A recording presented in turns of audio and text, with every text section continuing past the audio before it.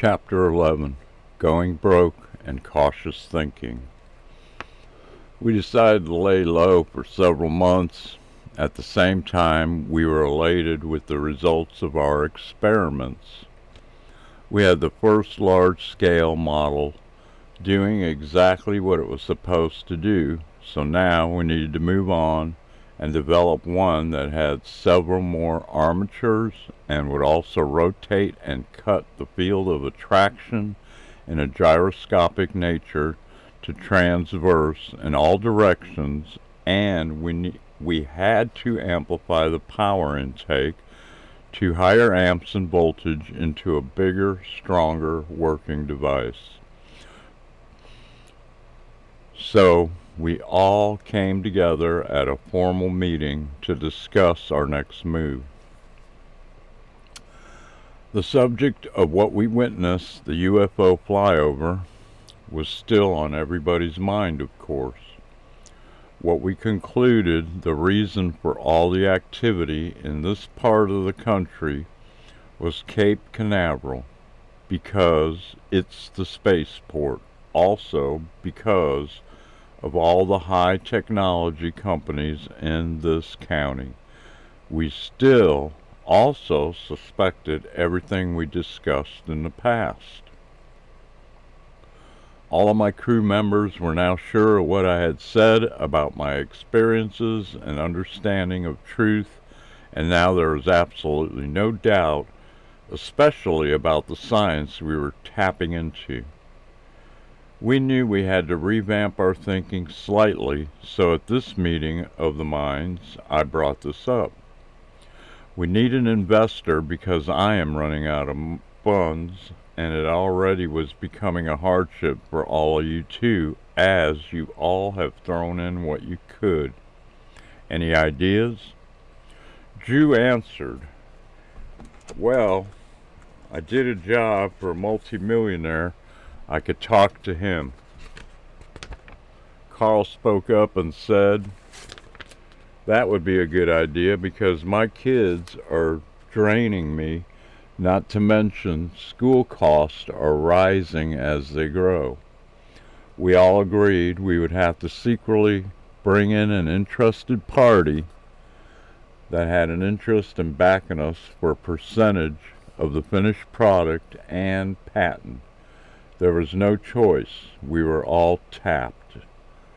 There were many reasons to do this, and mostly the tooling of our shop had to be enlarged, especially the money we needed for a larger autoclave for the production of the quartz crystallization, along with the electroplating tanks, computer, and electronics. "All right, Drew. It's on you," Magic said. "I'll find out tomorrow if he would be willing after I show him the tapes." Everyone wished him luck, and Magic said, "I'll make an outline for you to follow as a presentation and remind him this has to stay a secret." In the time that followed, we then started to design and draw what it was we would build next. So we all agreed that this device would need a different enclosure built to suit it, and the drive system, as long as the math worked out, increasing its potential, would have to fit within a new hull. In other words, without the protection of the plane and no need of wings, a ship would be built around its power plant and capabilities. Another factor is that the shape of it was irrelevant in the vacuum of space, and the fact that we had a way of braking when re-entering the atmosphere, we could avoid heating up. Everything about the system, the way it worked, was further linked in support of the system. One innovation would make or support the needs or enhance something else that we needed to overcome, and that was awesome. If you could enter and leave an orbit slowly, then all dangers of heating up are pretty much eliminated. But even this would change later as we built the device. It was like a domino effect, but in reverse, toward the good. We also needed to brainstorm 1,000 more ideas and precautions on safety, which takes time. That was definitely necessary. We didn't want any more mistakes. Our medical histories became important now, but we were all healthy. NASA's work, or some of it, was used.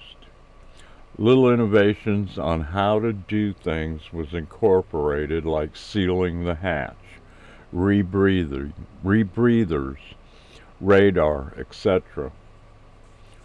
What we did know was that we could use the natural forces of the universe, that was in essence free energy, or better known as zero point or dark energy, to accomplish movement and travel, and is this type of physics that must be used to be able to travel to the stars.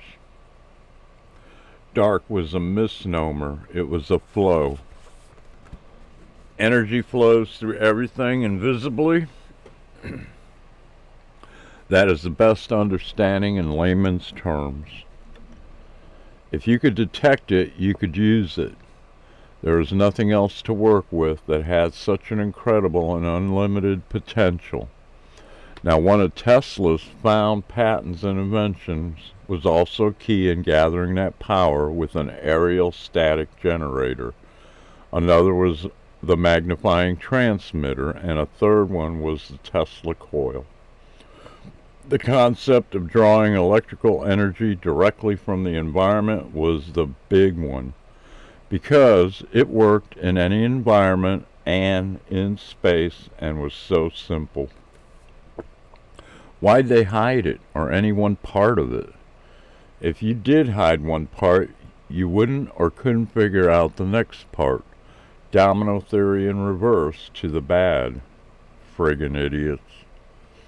There were several reasons why we should go for it, but the main ones were it was pollution free, it was the ultimate conveyance, and inexhaustible in its ability to collect the flow, which was free. Plus, this could help heal the earth through time. As positive as that was, that didn't stop Magic and I from telling the crew what we both knew now about the negativity surrounding this type of physics. There seemed to be deception involved in many ways, so we covered all possibilities, our viewpoints on religion and spirituality, so if something weird happened, then no one could say, "You didn't tell us about that." It was his turn now. Magic spoke up and related what he studied and knew. What I think they are doing when they abduct humans and repressing our memories, they are extracting our genetic materials and learning about our anatomy. Horrifying to the persons being captured. When their repressed memories starts failing and they start recalling what happened to them, what they remember scares the shit out of them. You have to ask why. They have been manipulating genes and cloning. This is all in the Book of Enoch. And they tried before in a different way, direct sex, and were succeeding, but then stopped for a while, for about 1,000 years as written. I asked, so what is in our future? We started out as herbivores, then carnivores, and now omnivores, and somehow in that process we were able to absorb some of that abundant light energy from our star. We may be becoming creatures of light, physically eventually, a combination of plant and animal in the beginning process of that evolution, and we are still evolving. It's kind of like that. We fall, and we are allowed grace under Christ. They fell and are damned for eternity only because they knew better. Take what you see as truth, and then if it's pointing to something fantastic and unbelievable, then it's up to the observer to decide what to believe. The atheists would have you believe we started as carnivores. If what we are doing is for the good, then there is no harm done. Our intentions are virtuous. But at the same time, it goes against the grain of established beliefs, religious or atheists, Drew said. Yes, I know, and I'm sure Magic Square does too. So then we need to look for ourselves, because if learning straightforward in the contextual way is a dead end, then we do the opposite, if it achieves our goals and proof in our beliefs. There are many goals to look at and learn from, even though this is one of the strangest goals ever. Carl said at the same time, it would rock the establishment and economy and the government, and maybe even more, especially if what you have said about the others is true. Exactly. Better safe than sorry, right? So then we need to be aware of all of the aspects in dealing with something as ground-shaking as a new form of transport and energy gathering systems then, correct? Everyone was tentatively now in agreement. Magic studied these texts and brought it right up, the best of the teachings. This is the important, truthful part. Enoch teaches us that a greater unity can and must occur between the scientific and the spiritual pathways in order for the problems of the earth to be solved. So in my mind, onward and upward. I said, both of us have been arguing that point on a skeptical, atheistic forum for years. It was one of the forums where I met Magic Square, and since then and before, I say the same. Onward. One example of what we did with our mindset would be, we knew and argued for years that there was water on Mars, and that in the past it had rivers and oceans, 20 years before NASA finally confirmed it. And the skeptics who fought us then and now have to agree. They were always afraid to take that leap, even though the evidence was always there. You just have to see enough geology to know. So what do the fallen seek? In a nutshell, what do you think it all means? Drew asked. We figured that the little grays, as they are called, are coming here because of a bottleneck in their gene pool. Since the flood event and whatever else happened during those times to them. We figured this out because of the reports of all the close encounters of the fourth kind, and we all know what happens there, don't we? The forgetfulness that they are known for, the abductees that have regressed memories, and the kind of exam they take with genetic material samples, these so-called aliens. Everything that Magic and I have gathered suggests a genetic harvesting of human DNA for new bodies and livestock DNA for food stocks. Humans will eventually reach this dilemma in the near future. Aliens or the fallen are now faced with a major calamity, and this is one way to either stem the tide or fix their problem. That's all we know right now, nothing else, except time is short in many ways for them, according to biblical history and what has been found through other means. It's simple, really. If you read those links, some scholars know by serious studying that they will fail in the end because God told them so, and now it is our demise they seek along with their demise before their total damnation. And they'll take us down, as many of us as they can, out of jealousy and spite, simply because they know that God is real.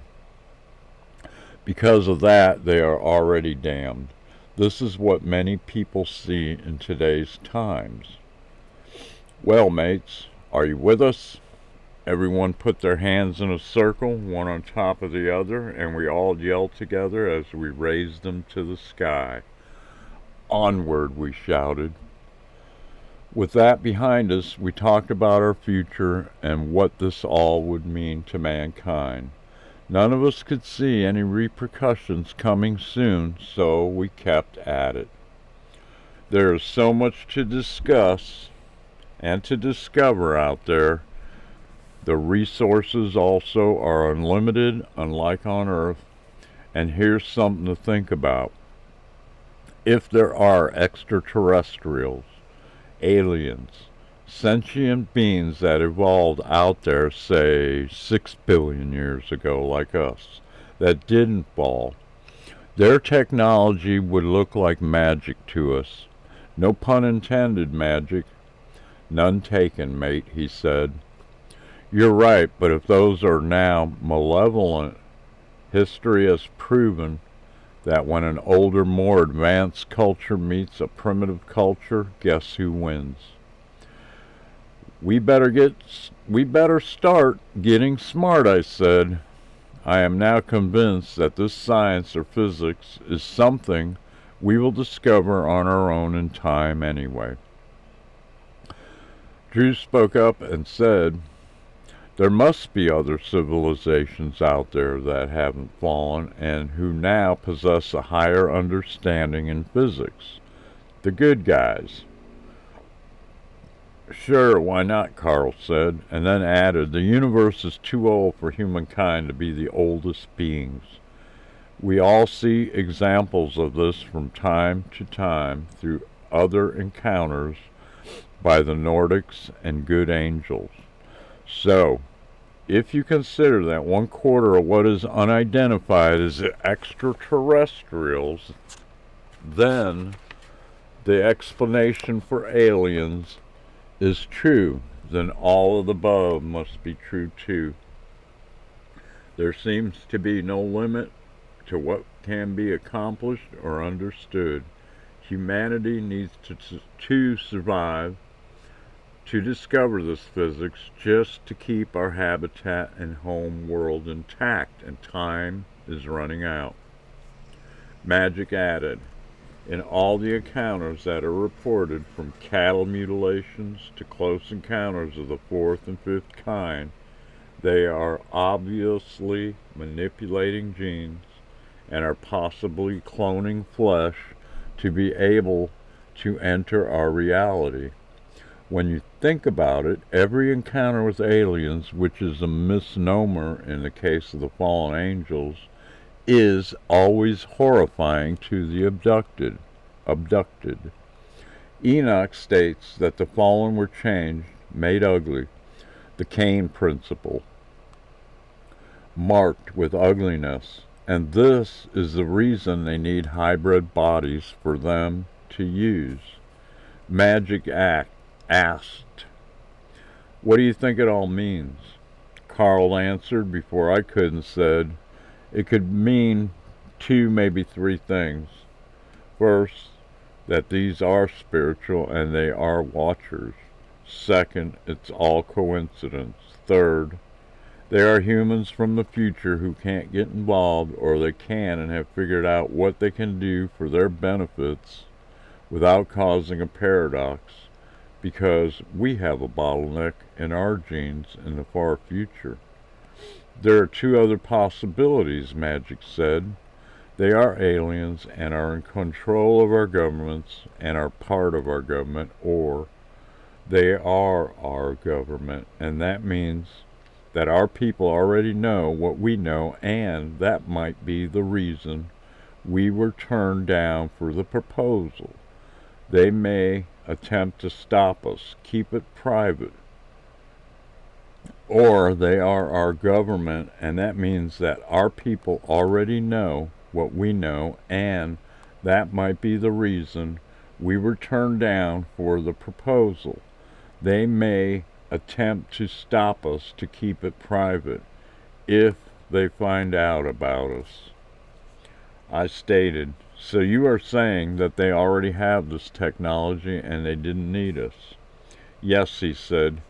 Crikey, I can see where this device would be a weapon, and if they find out that the private sector has this tech, and if it can be developed into time travel, they might just try to put a stop to any civilian attempt to develop such a device, because it would mean possibly with enough research that our timeline could be altered, and they, the ones in control, would look at this as a weapon. Yes, I see how a person could really screw things up for those in power if it is possible to do so for some unknown backlashed paradox. I said, Amy mentioned before, it also means the end is near as written in Revelation. We knew she could be right, and then magic continued. Or they could flat out know nothing and have nothing and think we were full of shit back then because of all the debunking of the original key, which we know of as dowsing, because it has been flushed away, mate, like a Bondi cigar on many levels. Amy could be right about that too. Why does everything have to get so complicated, I asked. Magic answered, just think. All this just to help save the planet. You know why all that could be true, right? What I know, Carl answered, is if we have this and we don't use it to save the planet, people and our lineage in time would be akin to sin, sins of the father, etc. Yes, Magic answered, and if it was to begin with a sin, we will never succeed. So when we near the finish, we'll know confidently that by then, if we were meant to do this or not. Drew asked, if we are successful, no matter where we go, we are tied to this planet through time, right? If time travel was used covertly against us and someone created a paradox by changing time, it could affect us no matter where we are in the universe because we are tied to this planet, right? Yes, but we don't know for sure, Magic said. And if we continue, we have to consider the time continuum, which is a tricky thing. For instance, if you are far enough away, thousands of light years, you might die before it affects you, possibly. Amy just arrived for the first time since the funeral several days ago. And this project was going to give her a new focal point and goal, which would help to make her healthy again, I hoped. Okay, what did I miss? She asked. You missed about an hour or more of critical thinking, I said, and then I asked, dinner? You want to go? I'm starved. Sounds good, she replied. I'll go over everything with you then, and the sighting we had a couple days ago. Sounds good, she replied. There was a sighting? Where? Right here. Let's go. I'm dying of hunger. I'm ready, she said. I'll start up again tomorrow, guys. See you. Amy waved at him. Later that night at dinner, I went over everything we talked about at the shop and right before. I started to talk about how we agreed and cheered. She said, "I'm in. Onward." "Wait, I haven't told you everything yet." "That's okay. I read it all in your mind." "What about the sighting?" "I have had this skill since I was about 8 years old." "Yes, I seen it all as you did. The links you can email me." She then added, "I didn't tell her about them. I had to test her." So I looked at her and turned away and said, "What am I thinking now?" "That's easy. You're thinking what a nice set of tits, and they're so plump." "Damn!" was all I could say as I felt myself blushing. "Don't be embarrassed. I hear more juicier stuff than that. After I hear something that's real personal, I block it as soon as I realize it is of a personal sexual nature, because I really don't want to know about those thoughts till it suits me." "Is there a way to block you from reading me?" "Yes, but do you want to?" "I want to know how, but not really, I guess." "I know why you want to know." "How?" "I now know what you think of me." She added, "I'll tell you when I'm satisfied you are truly feeling what I think you are feeling, and when it's necessary." Now she blushed and said, "I want to fly. Will you let me?"